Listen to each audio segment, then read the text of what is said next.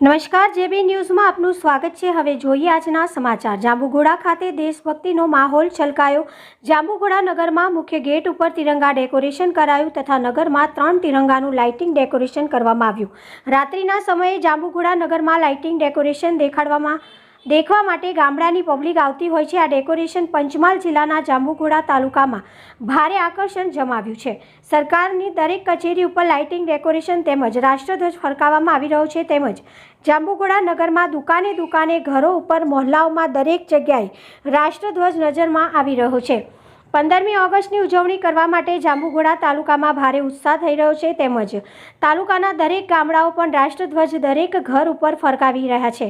જાંબુઘોડા ગ્રામ્ય પંચાયત ઉત્સાહી સરપંચ જીતભાઈ દેસાઈ તેમજ જાંબુઘોડા મંડળ દ્વારા ગામડે ગામડે ધ્વજ વિતરણ કરવામાં આવ્યું છે। જેબી ન્યૂઝ રસિક ઠક્કર।